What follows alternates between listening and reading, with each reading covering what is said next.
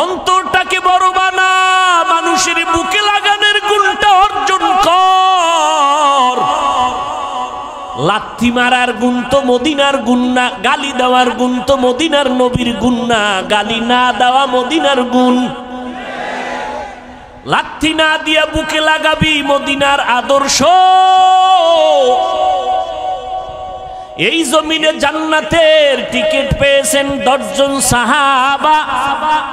আবু বকর জান্নাতের টিকিট পেয়ে মরণ পর্যন্ত শুধু কান্নার আওয়াজ।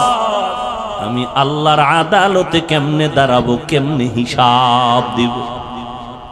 ওমর কাঁদতেছেন, উসমান কাঁদতেছেন, ওই অন্ধকার কবরে আমি কেমনে একা থাকবো। হযরত আলী কাঁদতেছেন, রাতের গভীরে কান্নার আওয়াজ। নবী কান লাগাইয়া নজর করে দেখেন আবু বকর তাহাজ্জুদে কান্না করে। এরে পর্দার আড়ালের আম্মা জানেরা, এরে আম্মা জান, ওই জাহান্নামী নারী এমন কোন গুনাহ নাই করে নাই। রাস্তা দিয়া চলতেছেন, হঠাৎ করে নজর করে দেখে রাস্তার কিনারা একটা কুকুর পানির পিপাসায় জিহ্বা বের করে কাঁদতেছে। জাহান্নামী গুনাহগার নারীটার অন্তরে মায়া হলো, দৌড়াইয়া গেল পানি আনার জন্য, কিন্তু কোনো পাত্র নাই। ওই গুনাহগার নারীটার পায়ে ছিল চামড়ার মুজা। মুজাটা খুলে পানি নিচে, হাতের নাগালে পায় না, মাথায় ছিল ওড়না লাগানো। ওড়নার মাথা মুজার সাথে গিরা লাগাইয়া এরপরে পুপের থেকে পানি উঠাইয়া কুকুরকে পান করাইয়া দিল। সাথে সাথে গাইবি আওয়াজ, মদিনার নবী বলেন, ও সাহাবায়ে কেরাম শুনো, এত বড় গুনাহগার বান্দিটা শুধু কুকুরকে পানি পান করাইলো আমার আল্লাহর মোহব্বতের জন্য। পানিটা পান করানোর সাথে সাথে গাইবি আওয়াজ, ও জাহান্নামী গুনাহগার, তোর জীবনের সব গুনাহ মাফ করে দেওয়া হলো। আজ আমার সমাজে হাজারো মুসলমান নামাজ কায়েম করে, নামাজ পড়ে, অথচ গুনাহ ছাড়ে না। নামাজ পড়ে সুদ খায়, নামাজ পড়ে ঘুষ খায়, নামাজ পড়ে বেপরদায় চলে, আছে না নাই? অথচ আল্লাহর ওয়াদা, নিশ্চয়ই মানুষ গুনাহ থেকে বাঁচবে। কেমনে? কয় নামাজ তাকে গুনাহ থেকে বাঁচাবে। ইন্নাস সালাতা তানহা আনিল ফাহশাই ওয়াল মুনকার।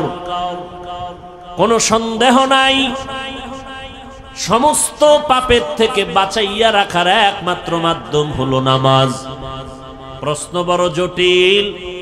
মুসলমান আর বেঈমানের ভেতরে ব্যবধান হলো নামাজ।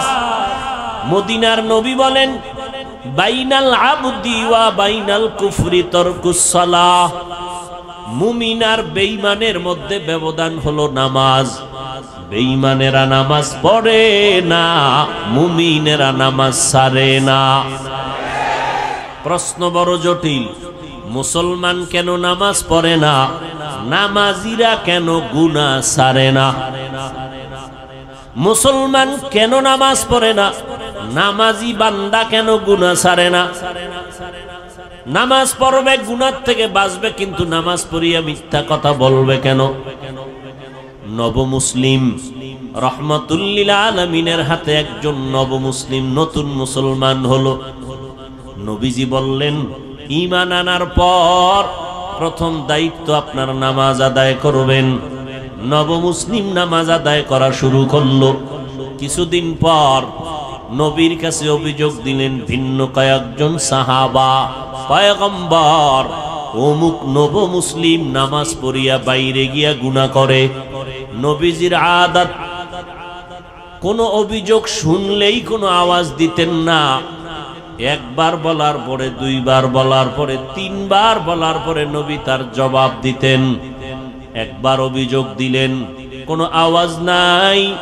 দ্বিতীয়বার আবার অভিযোগ দিলেন, কিছুদিন পরে এবারও কোনো আওয়াজ নাই। এই মোবাইল বড় দোয়া দিব তোদের জন্য, দিলে কিন্তু সাইজ হয়ে যাবে। কারণ আমার আমিন কবুল না হইলেও এই ময়দানে বহু আমিন কবুল হনেওয়ালা লোক আছে। গুনাহ ছাড়বি না, তোর বাপের লাগে মান্নত করে আইছো যে আকাম কইরা জাহান্নামে যাবি, এতবার বলার পরেও কি লজ্জা হবে না?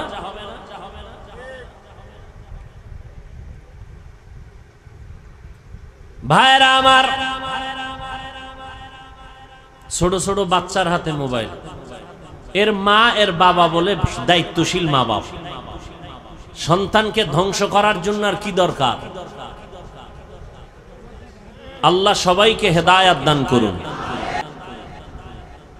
পয়গম্বরকে তৃতীয়বার যখন অভিযোগ দিলেন, নবমুসলিম নামাজ পড়ে বাইরে গিয়া গুনার কাজ করে, অভিযোগটা কতবার হলো বলেন? নবী এবার জবাব দিলেন, লম্বা চওড়া কথা না, নবীজি কথা বলতেন সংক্ষেপ, তার ব্যাখ্যা হতো অনেক বড়। নবী অল্প কথায় বলে দিলেন, সাহাবায়ে কেরাম কিছুই বলবেন না, তার নামাজ যেদিন ঠিক হয়ে যাবে সেদিন সে গুনাহমুক্ত হয়ে যাবে। মকুন সুসুতি নামাজে পাঞ্জে গানা, ফাওয়াইলুল লিল মুসাল্লিনাল্লাযীনা মুমিনারা ইনামাজ ইমদাদ দা ইস্তাঈনু আয়াতে কুরআন বাখা আয়াতে কদ আফলাহারা ইয়াদকুন গৌর কুন্দর মানি আজ দিল সাদিকুন। ভাইরা আমার, নবী জবাব দিলেন অল্প কথায়, যেদিন নামাজ ঠিক হবে সেদিন গুনাহমুক্ত হয়ে যাবে। তাহলে নামাজ পড়িয়াও গুনাহ করে, কারণ কি বুঝলেন? কি বুঝলেন কারণ? নামাজ ঠিক হয় নাই। জমিনের মধ্যে সর্বশ্রেষ্ঠ জায়গা মসজিদ। قال النبي صلى الله عليه وآله وسلم أحب البلاد إلى الله مساجدها وأبغض البلاد إلى الله أسواقها। পয়গম্বর বলেন, জমিনের মধ্যে শ্রেষ্ঠ জায়গা হলো মসজিদ, আর সব থেকে খারাপ জায়গা হলো বাথরুম। কি ঠিক? বাথরুম কি? বাজার। নবী বাথরুম রে খারাপ না বলে বাজারকে খারাপ কেন বললেন?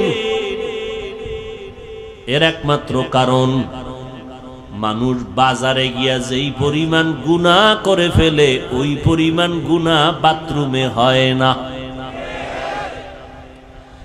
উত্তম জায়গা আল্লাহর ঘর, যেখানে সেজদা দেয় মানুষ সেখানে কম যায়, বাজারে বেশি যায়। মনে হয় জানো গোপনে ইশারায় বলতে থাকে, নবী কথাটা মনে হয় ঠিক বলেন নাই। নবী যদি আমগো মনের মতো বলতেন, খারাপ জায়গা হলো মসজিদ, ভালোটা হলো বাজার। মানুষ বাজারের মধ্যে সময় বেশি কাটায়, মারপিটার রং তামাশা সেখানে বেশি হয়। এবার বলবেন বাজারে তো নবীও যাইতেন, আমরা হুজুরেরাও তো বাজারে যাই, ব্যবসা করি। আবু বকর ব্যবসা করেছেন, আমাদের মাযহাবের ইমাম আবু হানিফা রাহমাতুল্লাহ আলাইহি ব্যবসা করেছেন, বাজারে যাইতেন সব নবীরা, সব আল্লাহওয়ালারা। এরপরও কেন বাজারকে খারাপ বললেন? বাজারে যাইতে নিষেধ নাই ও বান্দা, বাজারে গিয়া গুনাহ করা তোমার জন্য নিষেধ। জরুরত সারার জন্য বাজারে যাও, আবার ব্যাক করে ঘরে যাও, ওখানে বাজে কোনো কথা যেন না হয়, কারণ ব্যবসা করা হালাল। আহাল্লাল্লাহুল বাইআ ওয়া হাররামার রিবা, ব্যবসা আল্লাহ হালাল করেছেন, সুদ আল্লাহ হারাম করে দিয়েছেন। এরে নবীর আশিক, উত্তম জায়গা আল্লাহর ঘর, কিন্তু এই জায়গায় মানুষ ঢুকতে গিয়েও কোনো আল্লাহর ভয় অন্তরে রাখে না। আল্লাহর ঘরে যারা যাবে এরা জমিনের কোনো মেহমান না, এরা আমার মালিক রব্বুল আলামিনের মেহমান। এমপি সাহেব ডাকলে মানুষ কত সুন্দর সজ্জিত হইয়া এমপি সাহেবের ডাকে সাড়া দেয়। ও মানুষ, আপন কোনো আত্মীয়র বাড়ি গেলে পুরান জামা বাদ দিয়া নতুন ড্রেস পরিয়া যায়। আমার আল্লাহর বাড়ি নামাজে যারা যাও, তোমরা গেঞ্জি পরে যাও কেন? ময়লা জামা নিয়ে যাও কেন? আল্লাহর মেহমান তো আল্লাহর ঘরে আল্লাহর সাজে সজ্জিত হয়ে যাওয়া দরকার।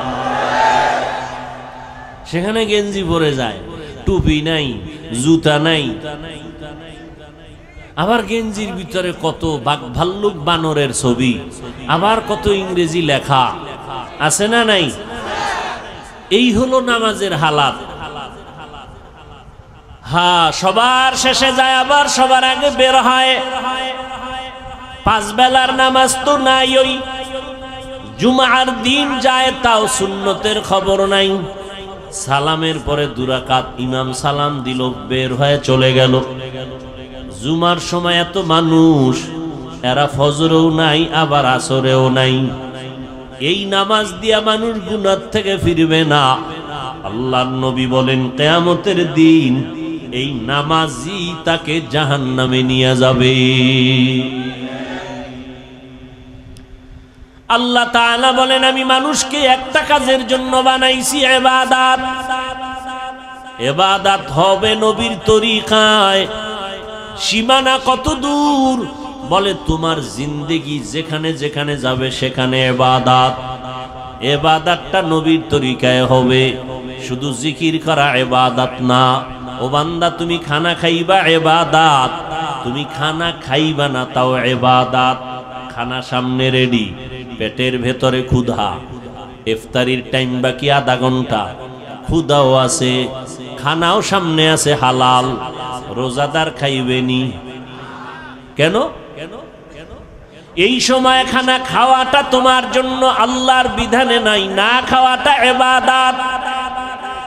খানা হালাল কিন্তু খাওয়া কিনা ইবাদত না। রোজার হালাতে তোমার সামনে খানা, পেটেও ক্ষুধা, তারপরও খাওয়া যাবে না, কারণ আল্লাহর বিধানে নাই, নবীর তরিকায় নাই। এই সময় খানা ক্ষুধা থাকলেও খাওয়া যাবে না, না খাওয়া ইবাদত। নামাজ পড়ো ইবাদত, নামাজ না পড়াটাও ইবাদত। রোজা রাখা যেমন ইবাদত, একটু আগেই কিন্তু জবাব দিয়েছি রোজা না রাখাটাও ইবাদত। ঈদের দিন রোজা রাখা ইবাদত নাকি রোজা না রাখা ইবাদত? সূর্য যখন ডুবে, সূর্য যখন উঠে, তখন নামাজ পড়া ইবাদত নাকি না পড়া ইবাদত?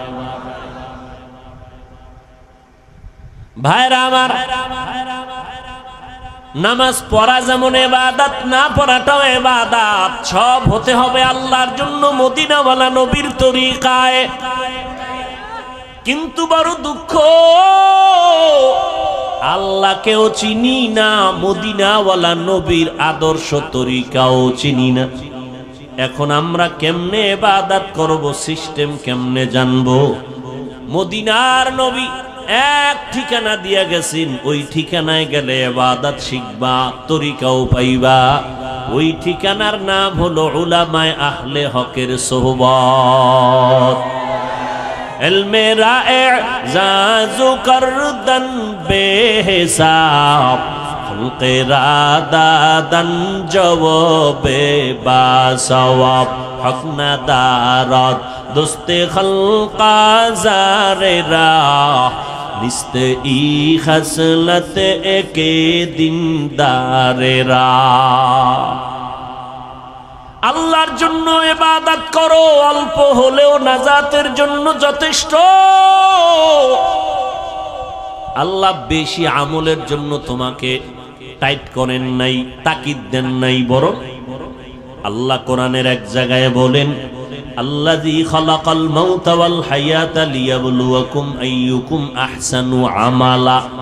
আমি তোমাকে জমিনের মধ্যে পাঠাইছি পরীক্ষা করে, যাচাই করে দেখব কারা উত্তম আমল করে। আকসারু আমালা বলেন নাই, আহসানু আমালা। বেশি আমল আল্লাহ চান না, আল্লাহ চান অল্প আমল, তবে আমলটা হতে হবে আল্লাহর জন্য। ইবাদত কার জন্য? মা খালাকুতুল জিন্না ওয়াল ইনসি বাখা জুজ ইবাদত নিস্তে মাকসুদ আজ্জাহা। আল্লাহর এক বান্দি, নারী না পুরুষ? আল্লাহ তাআলার এক বান্দি, এমন কোন গুনাহ নাই করে নাই, গুনাহের সাগর, জঘন্যতম গুনাহের মধ্যে লিপ্ত হয়ে নারীটার জিন্দেগিটাকে গুনাহের ফাউন্ডেশন বানায় ফেলল। হেদায়েতের মালিক কে? আর জোরে বলেন, মান ইয়াহদিল্লাহু ফাহুয়াল মুহতাদ ওয়া মান ইউদ্লিল ফালান তাজিদা লাহু ওয়ালিয়াম মুরশিদা। আল্লাহ চাইলে হেদায়াত দিবেন তো হয়ে যাবে, আল্লাহ যদি চান না হেদায়াত দিবেন না, সে হেদায়াত পাবে না। আল্লাহ যদি হেদায়াত না দেন, পৃথিবীর কারো ক্ষমতা নাই তাকে হেদায়াতের দরজা দিয়ে ঢুকাবেন। ভাইরা আমার, আমার নবী যার কোনো তুলনা নাই, যেই নবীর মতো নবী নাই। কেমন নবী আমার, যে নবীর চেহারা মোবারকে একটা নজর দিলে দীর্ঘদিনের ক্ষুধা নিবারণ হয়ে যায়। আরো আস্তে করে বলেন, কেমন নবী আমার। কপাল বড় খারাপ, আমরা সেই নবীরে চিনলাম না, বহু বিধর্মীরা চিনে চিনে আজ কালেমা পড়েছি। মুসলমানের ঘরে জন্ম নিয়ে নবীকে চিনলি না রে যুবক। যদি নবীকে চিনতে রে বাবা, ওই নবীর আদর্শ জবাই করতা না, বেঈমানের পা চাটা গোলাম হইতা না। কেমন মায়ার নবী আমার, 23 বছরে এমন এক আদর্শ নবী রেখে গেলেন, কিয়ামত পর্যন্ত নতুন কোন আদর্শের প্রয়োজন হবে না। আমার নবীর আদর্শই পাওয়ারফুল এবং পারফেক্ট, কিয়ামত পর্যন্ত কোনো সংশোধনী লাগবে না। যদি কোনো মুনাফিক আওয়াজ দিয়ে কয় সেই 1500 বছর আগের ইসলামটাকে একটু মডিফাই করা দরকার, সেই মুহাম্মদের 1500 বছর আগের পুরানো আদর্শ একটু চেঞ্জ করা দরকার, জুতা হাতে নিয়ে জানায় দাও রে বেঈমান, তোর বিবেকটাকে পরিশুদ্ধ করা লাগবে, চেঞ্জ করা লাগবে। মুহাম্মদের আদর্শ কিয়ামতের আগে চেঞ্জ করার প্রয়োজন হবে না। এই কোন ইহুদি, কোন খ্রিস্টান, কোন হিন্দু, কোন বৌদ্ধ, কোন বিধর্মী আজ পর্যন্ত বলার সাহস পায় নাই মুহাম্মদের আদর্শকে চেঞ্জ করো। কে পেয়েছে?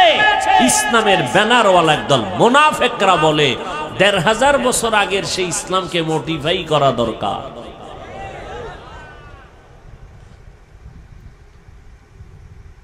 এদের থেকে খুব সাবধান। ওই নবীর আদর্শ এত পাওয়ারফুল এবং পারফেক্ট, 1500 বছর পর আজও সেই নবীর আদর্শের কারণে এত গরমের মধ্যেও হাজার হাজার মানুষ বসে আছেন। টাকার লোভ নাই, খাওয়ানোর কোনো ফিকির নাই, বসার জায়গাও ভালো না। কোন এমপি সাহেব এতগুলো মানুষ যদি এক জায়গায় বসায় রাখতে চাইতেন, আসা যাওয়ার অগ্রিম গাড়ি ভাড়া দিতে হতো, ঠিক নেই? বসার জন্য ভিআইপি ব্যবস্থাপনা, এরপরে ফাঁকে ফাঁকে নাস্তা, না হয় চেয়ারের বাড়ি, এরপরে নিয়ন্ত্রণের জন্য কত আইন শৃঙ্খলা বাহিনী। কিন্তু তাকাইয়া দেখো এতগুলো মানুষ এখানে বসছে, আসা যাওয়ার ভাড়া দেওয়া হয়েছে। বরং ফাঁকে দিয়া কিছু টাকা রেখেও দিল দ্বীনের নিসবতে দান হিসাবে। অনেক আবেগওয়ালা মুমিন পুরা টাকা দিয়া দিয়েছে দ্বীনের জন্য, প্রয়োজনে হেঁটে হেঁটে ঘরে যাবে। বসার ভিআইপি ব্যবস্থা, কথা বলেন না কেন? অনেকে দাঁড়ানো, বসার কোনো জায়গা নাই। কে ধনী, কে গরিব, কে শিক্ষিত, কে মূর্খ, কোনো ভেদাভেদ নাই। ফাঁকে ফাঁকে কোনো পানীয় নাস্তার আয়োজন, নিয়ন্ত্রণের জন্য কোনো আইন শৃঙ্খলা বাহিনী। এতগুলো মানুষ র্যাব, আর্মি, পুলিশ, বিডিআর দিয়াও নিয়ন্ত্রণে রাখা যায় না। আর এতগুলো মানুষ, বসার কাইফিয়াত নাই, জায়গা সুন্দর না, খানারও আয়োজন নাই, টাকারও কোনো ব্যবস্থা নাই, যাবে কেমনে ঘরে তারও কোনো চিন্তা নাই, চুপচাপ বসে আছে। একটু চিন্তা করা দরকার, এটাকে কেউ না কেউ পেছন থেকে নিয়ন্ত্রণ না করলে তো হয় না। যিনি কুদরতের দ্বারা নিয়ন্ত্রণ করেন তিনি আমার আল্লাহ। ওই আল্লাহকে এখনো চিনো না রে যুবক? কই আজকে এত দুশ্মন সারা দুনিয়া জুড়ে?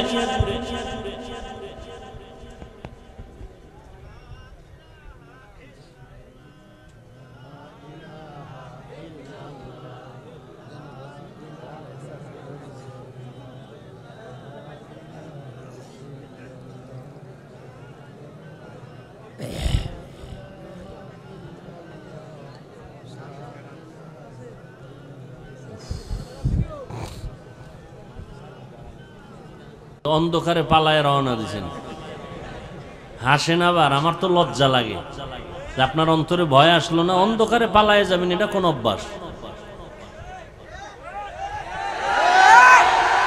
ঠিক বে ঠিক বুঝে বইলেন, বদনাম কিন্তু আপনাদেরই। ভাইরা আমার, সারা পৃথিবী জুড়ে এত দুশ্মন, ইহুদি বেঈমান সব বিধর্মীরা চায় কোরআনের আওয়াজ বন্ধ হয়ে যাক, মাদ্রাসা বন্ধ হয়ে যাক, ওয়াজ মাহফিলের মাইকের আওয়াজ বন্ধ করো, শব্দ দূষণ। এইভাবে যুগে যুগে ওরা ষড়যন্ত্র করলো, হাজারো মাদ্রাসা বন্ধ করে দিল, আলেমরে জবাই করলো, ফাঁসির মঞ্চে ঝুলাইলো। এখনো অপচেষ্টা কম করে না কোরআনের আওয়াজ বন্ধ করার জন্য। অথচ আমরা তাদের বিরোধী শক্তি না, আমরা বিরুদ্ধে বলি না। এতক্ষণ বয়ান করলাম, আরো করি, করতেছি, করব। কই হিন্দুদের বিরুদ্ধে বলি নাই, খ্রিস্টানের বিরুদ্ধে বলি নাই, ইহুদির বিরুদ্ধে বলি নাই, বৌদ্ধদের বিরুদ্ধে বলি নাই। এমন কি আমাদের ভেতরগত মুসলমানের ভেতরে কত দল আর কত মত। পাঁচকল্লি টুপি মাথায় দিয়ে বয়ান করতেছি, কোনদিন ভিন্ন টুপিওয়ালার বিরুদ্ধে বলি নাই। অথচ তাদের কাছে একটু জিজ্ঞাসা করতে মনে চায়, তুমি আমার সাদা টুপির বিরোধিতা কেন করো? কওমি মাদ্রাসায় লেখাপড়া করলাম, আজ পর্যন্ত আলিয়ার বিরুদ্ধে বলি নাই, স্কুল কলেজের বিরুদ্ধে বলি নাই। তাদেরকে জিজ্ঞাসা করতে মনে চায়, হযরতের আপনারা কওমির বিরোধিতা কেন করেন? তাবলীগের সমর্থন করি, কোনদিন তাবলীগ যারা করে না গালি দেই না, হিংসা করি না, দেখলে সালাম দেওয়ার চেষ্টা করি। জিজ্ঞাসা করতে মনে চায়, আপনি কেন তাবলীগের বিরোধিতা করেন? ইয়া নবী সালামু আলাইকা বলিয়া যারা দাঁড়াইয়া নবীরে টান দিয়া মদিনার থেকে নিজের বুকের সাথে নিয়ে আসেন স্টেজে, আমরা গালিও দেই না, হিংসাও করি না, দেখলে সালাম দেই। কিন্তু জিজ্ঞাসা করতে মনে চায়, আমরা যারা ইয়া নবী সালামু আলাইকা বলি না, আপনাকেও খারাপ জানি না, আপনি কেন আমাকে খারাপ জানেন? এত বয়ান করি, একটা ইচ্ছা করে কাউকে আঘাত করার মূলক কোনো কথা বলি না। দুই একটা কথা যদি অনিচ্ছায় হয়ে যায়, আল্লাহর কাছে বারবার ক্ষমা চাই। বয়ানের শেষে মোনাজাতে তওবা করি, ক্ষমা চাই। কারণ যে যেই লাইনেই হই না কেন, এখানে কত লাইনের মানুষ, কেউ সাদা টুপি, কেউ কালো টুপি, কেউ বসে নবীরে সালাম দেয়, দরুদ পড়ে, কেউ দাঁড়ানো, কেউ কওমি, কেউ আলিয়া, কেউ চরমনাই, কেউ তাবলিগ, আছে না? কিন্তু আমাদের দিলের তামান্না এবং অন্তর বড়, আমরা সব কথার একটা কথা দিয়ে দিলটারে সান্ত্বনা দেই। কে চরমনাই, কে উজানি, কে বাহাদুরপুর, কে নানুপুর, কে তাবলিগ, কে কোন দলের মানুষ, কে কোন টুপি পরে জানার দরকার পড়ে না।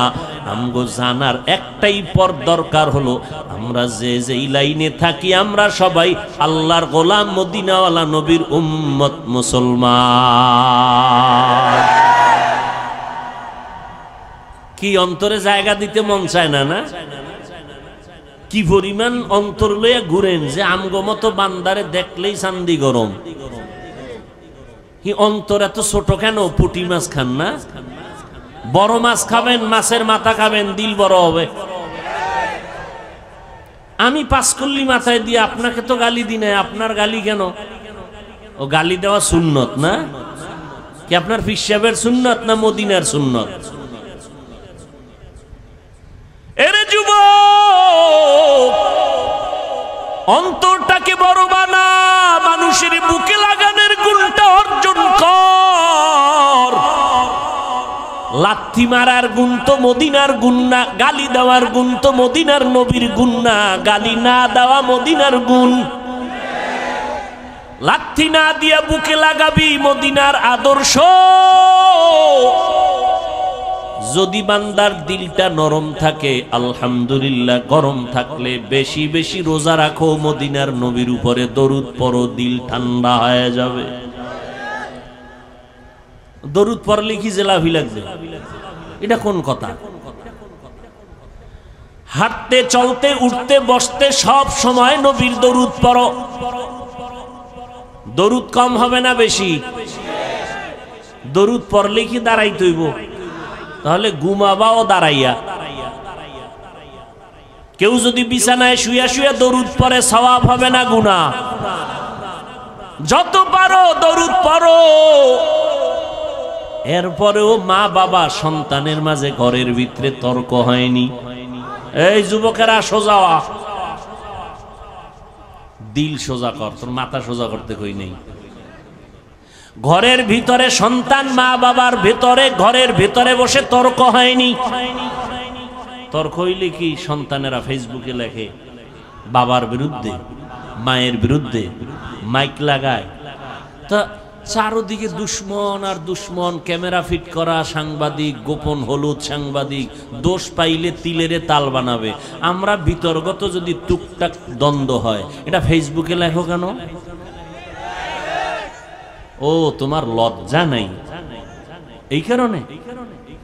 তো লজ্জাপতি গাছ আছে আমগো কুয়াকাটা আছে, হ্যাঁ, এই গাছের শিকড় খাও দুইয়া দুইয়া। পয়গম্বর বলেন লা ঈমানা লিমান লা হায়া আলা, আল্লাহর কসম আমার সোনার বাংলাদেশে নাস্তিক আছে হাতে গোনা কয়েকটা, বেশি মাদ্রাসা কম, পীর মুরিদি, মুসলমান, মসজিদ, আলেম ওলামা, ছাত্র। আমাদের সামনে কথা বলতে হলে তো অনুমতি নেওয়া দরকার ছিল, কথা ঠিক না? আমরা কেন দুর্বল? একমাত্র কারণ আমাদের ভেতরে একতাবদ্ধতা নাই। এটাই ইহুদির চূড়ান্ত slogan, divided and rule policy.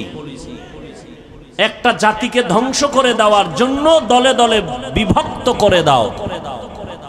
আর না আজকে আমরা যদি আল্লাহর গোলাম, রসুলের উম্মত, মদিনার নবীর আশেক মুসলমান হিসাবে এক ব্যানারে থাকতাম, এই সোনার বাংলায় টুপিওয়ালাদের সামনে কথা বলতে হলে অনুমতি নিতে হতো।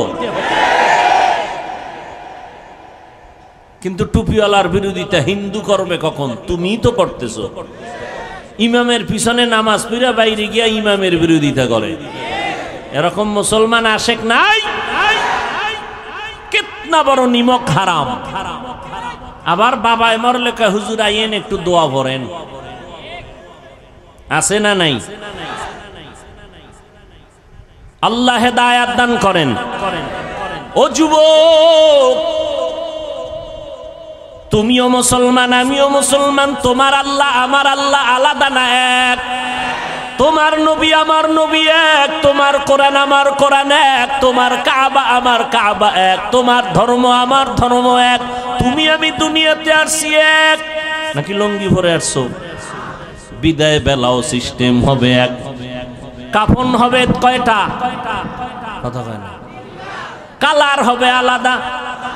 তাবলিগলাদের কাফনের কালার আলাদা। এই দেশে নামদারি সুন্নি যারা, তাদের কাফনের কালার হবে আলাদা, কালো। কাফনের সংখ্যা 3টে, কালারও সবার এক। কে তাবলিগ, কে চরমনাই, কে ওয়াহাবি, কে সুন্নি, কে কওমি, কে আলিয়া, কে আওয়ামী লীগ, কে বিএমপি, কে এমপি, কে মন্ত্রী, কে ধনী, কে গরিব, কে মাওলানা, কে মুফতি, কে বক্তা, কে শ্রোতা। কাফনের ভিতরে যেদিন ঢুকবি সেদিন দেখবি বাহাদুরি আর সে। কাফনের উপরে লেখা থাকবে পিসা হুজুরের লাশ। হ্যাঁ, শেষ বাহাদুরি, সব শেষ। কাফনে ঢুকছো, কার লাশটা ফকিন্নির, কারটা ধনির, কোন লেখা আছে? এবার কবরের সাইজও হবে এক। কবরের মধ্যে রেখে মাটি পাড়াইয়া দিবে, শুধু পীর সাহেবের সাথে একটা মাইক লাগানো থাকবে, টেলিফোনের যোগাযোগ করবে।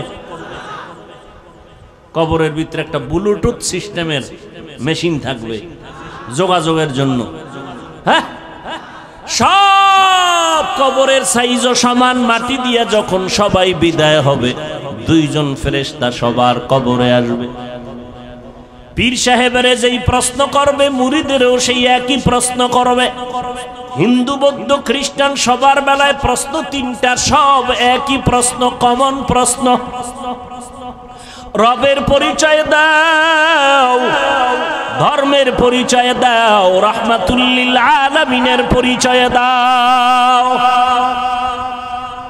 তুমি কয় টাকার মালিক, কত এলেমওয়ালা, জানার দরকার। প্রশ্ন 3টা। পরীক্ষা চলতেছে না ছেলেরা এখন? ও যুবক, দুনিয়ার পরীক্ষার প্রশ্নপত্র ফাঁস হইয়া গেলে আগুন জ্বলে সবার অন্তরে। প্রশ্নপত্র ফাঁস হয়ে গেল, পরীক্ষার মান দুর্বল হয়ে গেছে। আমার মাওলার সিস্টেমটা কি তাকায় দেখ রে যুবক। আমার আল্লাহ কবরের 3টা প্রশ্ন ফাঁস করে দিলেন। 3 প্রশ্ন সবাই জানায় দিলেন, আল্লাহ জানায় দিলেন। ও হিন্দু, তোমারও 3 প্রশ্ন, মুসলমান তোমারও 3 প্রশ্ন। প্রশ্ন 3টাই সমান। জানাইয়া দেওয়ার পরেও যদি কবরে গিয়া জবাব দিতে না পারো, একটু চিন্তা কর ফিডার ওজনটা কত কঠিন। প্রশ্নপত্র ফাঁস করার পরেও যদি জবাব দিতে না পারো, জবাব কে দিতে পারবে? যে পারবে সে জান্নাত পাবে, যে পারবে না সে পাবে না। কে পারবে? আমি হুজুর। কোনো গ্যারান্টি নাই, কারণ এই জমিনে জান্নাতের টিকিট পেয়েছেন 10 জন সাহাবা। আবু বকর জান্নাতের টিকিট পেয়ে মরণ পর্যন্ত শুধু কান্নার আওয়াজ। আমি আল্লাহর আদালতে কেমনে দাঁড়াবো, কেমনে হিসাব দিব। ওমর কাঁদতেছেন, উসমান কাঁদতেছেন। ওই অন্ধকার কবরে আমি কেমনে একা থাকবো। হযরত আলী কাঁদতেছেন, অথচ তাদের নামে জান্নাতের টিকিট রেডি। কয়জন? এই জোরে কও যুবকেরা। রাতের গভীরে কান্নার আওয়াজ। নবী কান লাগাইয়া নজর করে দেখেন আবু বকর তাহাজ্জুদে কান্না করে। জান্নাতের টিকিট পেয়ে যদি কাঁদেন, তো আপনার আমার উপায় কি? ও বাহাদুরেরা, এরে পর্দার আড়ালের আম্মা জানেরা আসেনি? এরে আম্মা জান, ওই জাহান্নামী নারী এমন কোন গুনাহ নাই, করে নাই। রাস্তা দিয়া চলতেছেন, হঠাৎ করে নজর করে দেখে রাস্তার কিনারা একটা কুকুর পানির পিপাসায় জিহ্বা বের করে কাঁদতেছে। জাহান্নামী গুনাহগার নারীটার অন্তরে মায়া হলো, দৌড়াইয়া গেল পানি আনার জন্য, কিন্তু কোনো পাত্র নাই।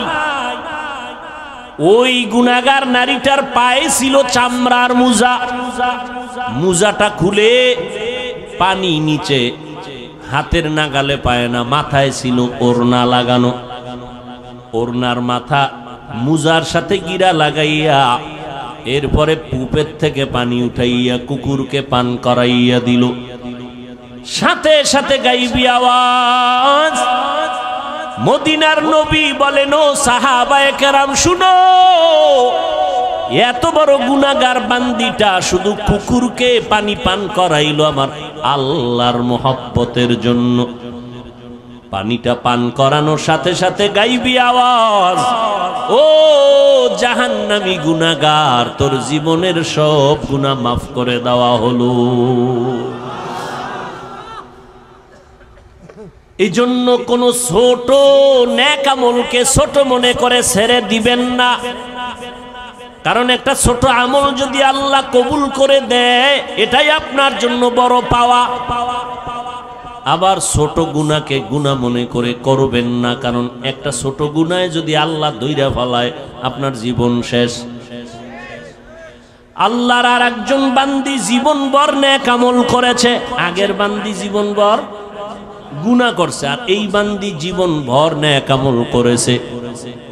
মরণের আগে সামান্য একটা অপরাধ করলো, আল্লাহর ভিন্ন একটা মাখলুক একটা বিড়ালকে ঘরের মধ্যে বাইন্দা খাঁচায় আটকায়া দিছে, নিজেও খানা দেয় না, বিড়ালটা বাইরে গিয়ে খাবে সেই সুযোগও মহিলাটি দেয় নাই। বিড়ালটা খাঁচায় বসে ধুকে ধুকে না খেয়ে মরে গেল। মদিনার নবী বলেন, ও সাহাবায়ে কেরাম, মহিলার জীবনের এত নেক আমল এই সামান্য একটু অন্যায়ের কারণে আল্লাহ সব আমল বরবাদ করে মহিলাকে জাহান্নামী বানায়া দিছে।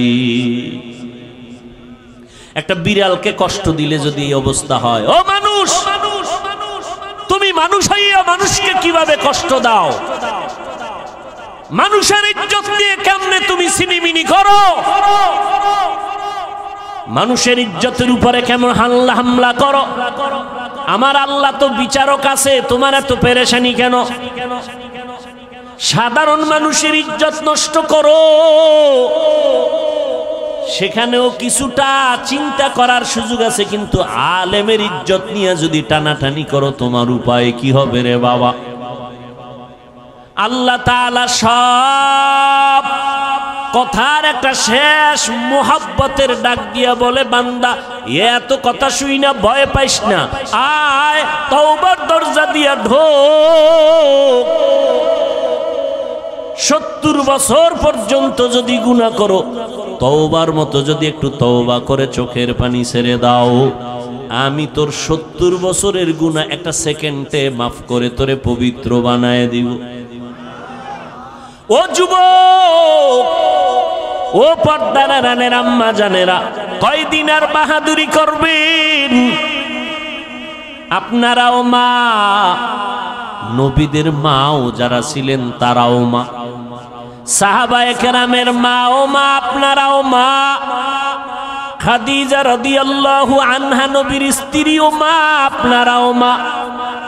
আয়েশা রাদিয়াল্লাহু আনহা নবীর স্ত্রী, আমাদের মা, আপনারাও মা। হাফেজে কোরআনের মা ও মা, আপনারাও মা। ও মা, এত সম্মান আল্লাহ দিয়েছেন, নবী দিয়েছেন, ইসলাম দিয়েছেন আপনাদের। আল্লাহর কসম, দুনিয়ার কোন তন্ত্র মন্ত্র যদি নতুন করে নারীদের সম্মান দিতে চায়, কসম করে বলে গেলাম, নারীদের সম্মান হবে না, হবে অপমান। আল্লাহ যা দিছে, তোমার আব্বা মিলে কি তার থেকে বাড়াইতে পারবা? মিয়া পাকনামি করো। মোবাইলওয়ালা মোবাইল বানাইছে, মোবাইলটা চালাইলে সুস্থ থাকবে কেমনে তার ক্যাটালগ দিয়েছে। গাড়িওয়ালা গাড়ি বানাইয়া গাড়িটা কিভাবে চালাইলে সুস্থ থাকবে তার ক্যাটালগ দিয়েছে। আল্লাহ বানাইছেন মানুষ, আসমান আল্লাহ বানাইলেন আমার জন্য, জমিন আল্লাহ বানাইলেন মানুষের জন্য, সূর্যের আলো আমাদের জন্য, চাঁদের আলো আমাদের জন্য, বাতাস আমাদের জন্য। এগুলো ব্যবহার কেমনে করবি? আমার আল্লাহ ক্যাটালগ দিলেন কোরআন আর আমার নবীর মাধ্যমে। মন গড়া যদি শান্তির স্বপ্ন দেখো, শান্তি হবে না হবে অপমান আর অশান্তি। এত দুশ্মন, চতুর্মুখী দুশ্মন আমাদের বিরুদ্ধে। বেঈমানেরাও দুশ্মনী করে, ঘরের মধ্যে মুসলমান ব্যানার লাগাইয়াও দুশ্মনী করে। তাবলীগ বন্ধ করে দাও, জিকির বন্ধ করে দাও, অবুক আল্লাহওয়ালারে বন্ধ করে দাও, বায়ান বন্ধ করে দাও। এরকম মুনাফিক আমাদের মাঝে অভাব নাই। এবার আপনারা বলেন, এত দুশ্মনীর মাঝেও আল্লাহর শুকর, আমরা যারা নবীর তরিকা মানিয়া সুন্নত অনুযায়ী চলি, আমগো সম্মান কমতেছে নাকি বাড়তেছে? আর কেমনে দেখাইলে আপনারা সুন্নত মানবেন? আর কিভাবে বললে রসুলের সুন্নত মানবেন? ও যুবক, নবীর সুন্নতের থেকে আরো কোনো ভালো আদর্শ আছে কিনা বলো, তাহলে আমি নবীরটা বাদ দিয়া তুমি দাও, আমি সেটা গ্রহণ করব। নবীরটা ভালো না হয়ে যদি আরো কারোটা ভালো হয় দাও, আমি নবীরটা বাদ দিয়া তোমার সেটা গ্রহণ করব। দাও। তুমি কেন?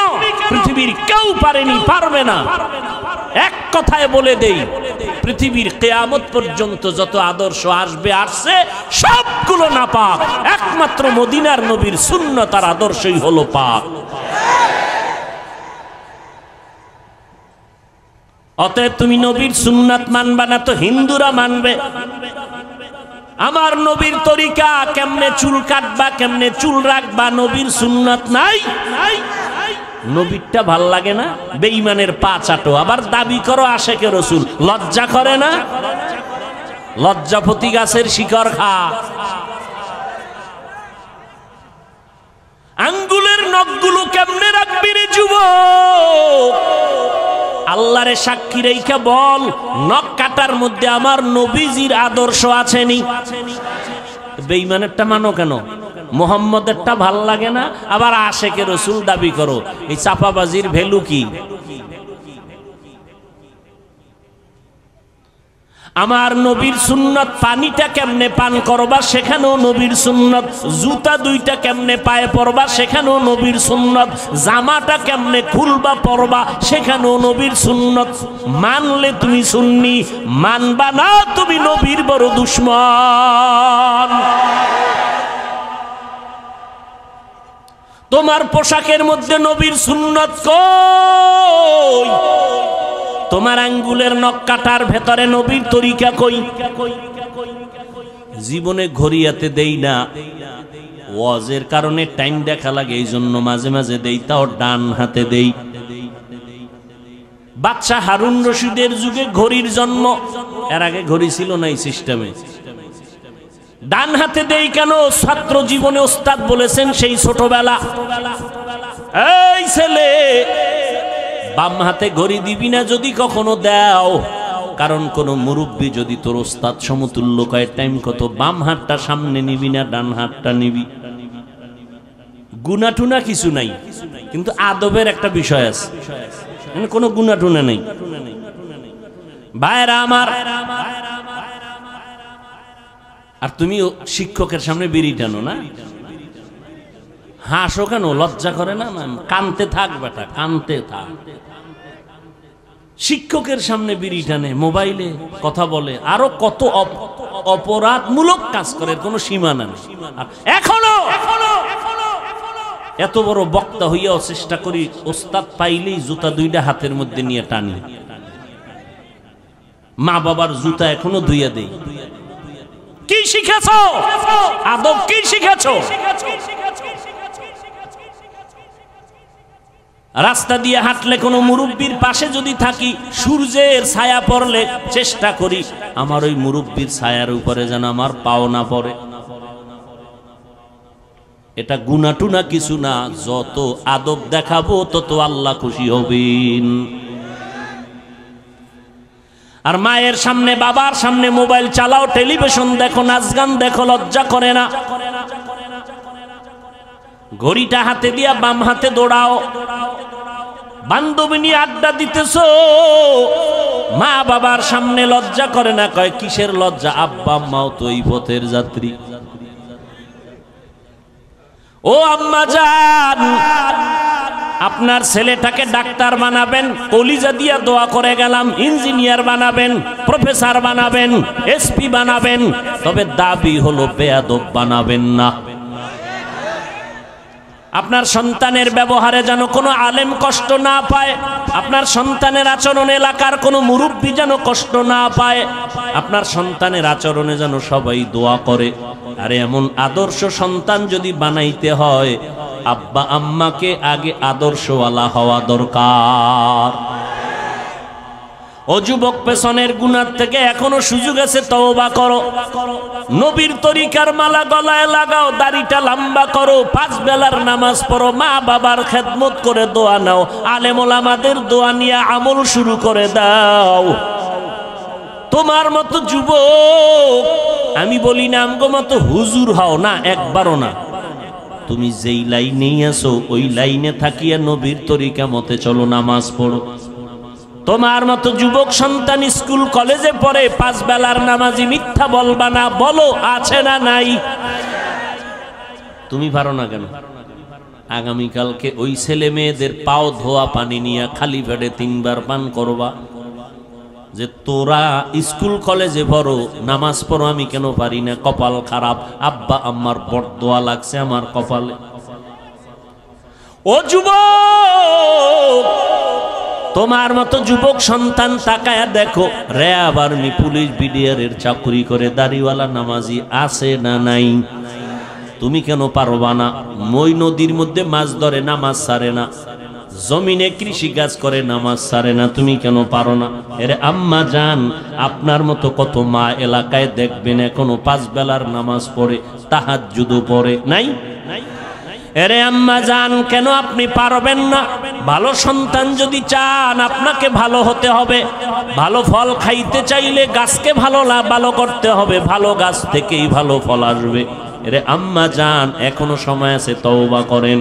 সন্তানের হাত ধরিয়া বলেন, বাবা আর নামাজ ছাড়বি না, মা বাবারে কষ্ট দিবি না, ওলামায়ে কেরামের কথা মেনে আমল করবি, নবীর তরিকা মেনে চলবি। তোরে আমি আদর্শ ডাক্তার বানাইয়া যেতে চাই, তোকে আমি আদর্শ ইঞ্জিনিয়ার বানায় যেতে চাই। আমি মরিয়া গেলে তুই কোরআন পড়ে পড়ে দোয়া করবি আর মানুষের ডাক্তার হয়ে সেবা করবি। আল্লাহর কাছে দোয়া করেন, তওবা করেন। ও যুবক, আল্লাহর কাছে তওবা করো।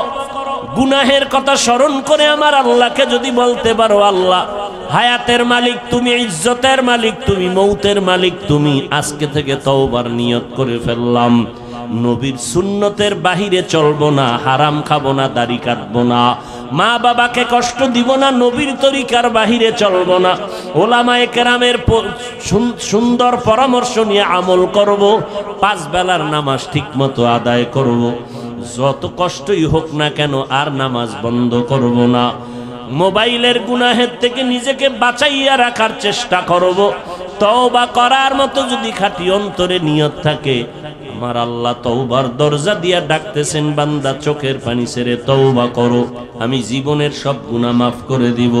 তওবার যদি নিয়ত অন্তরে থাকে, তবে এটাও সত্য কথা, 13টা বছর নবীকে দেখলো, চেহারা দেখলো, বয়ান শুনলো, কালেমা পড়ে নাই আবু জাহাল। আর ওমরের মতো বান্দা নবীর গর্দান কাটার জন্য আসিয়া কালেমা পড়ে মুসলমান হয়ে গেল। এই জমিনেও কিছু মানুষ এমন থাকবে, কাট্টাস পাথরওয়ালা অন্তর নিয়ে ওয়াজে বৈশা কান্না করে বিদায় হয়ে তওবা করে যাবে, আর নামাজ ছাড়বে না। আবার ওই আবু জাহালের মতো পাথরওয়ালা অন্তর, হাজারো বয়ান শোনার পরেও সে কখনো তওবার নিয়ত করবে না। মন শয়তানের ধোকায় পড়ে বলবে, এত ইবাদত করে কি লাভ, এত সুন্নাত মানিয়া কি লাভ। কপাল পোড়া হইয়া আবার ওয়াজের প্যান্ডেল থেকে বিদায় হবে। তবে যাদের অন্তর তৈরি হয়ে গেছে তওবা করার জন্য, গলায় ছুরি আসলে মরে যাবে আর নামাজ ছাড়বো না, বেপরদায় চলবো না, দাড়ি কাটবো না, মা বাবারে কষ্ট দিব না, নবীর তরিকার বাহিরে চলবো না, ওলামায়ে আহলে হকের পরামর্শ নিয়ে চলবো। তওবা করার মতো যদি কারো নিয়ত হয়, খাঁটি তওবার নিয়তে দুটো হাত আমার আল্লাহকে দেখাইয়া দাও। আয় আল্লাহ হাতগুলো কবুল করে নেন, তওবা কবুল করে নেন, তওবার উপরে মজবুত হইয়া চলার মতো তৌফিক দান করেন, আমিন। আলহামদুলিল্লাহি রাব্বিল আলামিন, والصلاة والسلام على سيد الأنبياء والمرسلين وعلى آله وأصحابه أجمعين يا أرحم الراحمين يا أرحم الراحمين يا أرحم الراحمين رب ارحمهما كما ربياني صغيرا اللهم إنك عفو كريم تحب العفو فاعف عنا اللهم إنا نسألك رضاك والجنة ونعوذ بك من سخطك والنار اللهم إنا نعوذ بك من البرص والجنون والجذام وسيء الأسقام উদয়ার মালিক গুনাহের বোঝা নিয়ে আপনার দরওয়াজায় হাজির। দুনিয়াতে যেদিন আসছিলাম কত পবিত্র, মা বাবা কত আনন্দ করেছিলেন, আজ শয়তানের ধোকায় পড়ে সেই জীবনটাকে গুনার দ্বারা নাপাক করে ফেলেছি। গুনার কারণে আমার হাত নাপাক, আমার চোখ নাপাক, আমার জিহ্বা নাপাক, আমার নাক। আয় আল্লাহ, তওবার নিয়তে হাত তুলিছি, আর গুনাহ করব না রে আল্লাহ। মেহেরবানি করে আমাদের জীবনের গুনাহগুলো মাফ করে দেন আল্লাহ। সারা দুনিয়াবাসীকে মাফ করে দেন, পর্দার আড়ালের মা বোনদের মাফ করে দেন আল্লাহ। সুন্নাতওয়ালা জিন্দেগি আমাদের দান করেন। আয় আল্লাহ, সারা দুনিয়াবাসীকে মাফ করে দেন, বাংলাদেশ শান্তির দেশ বানায় দেন, প্রশাসনিকভাবে যারা কাজ করে দিনদার বানায় দেন, জনপ্রতিনিধির দায়িত্ব যারা পালন করে দিনদার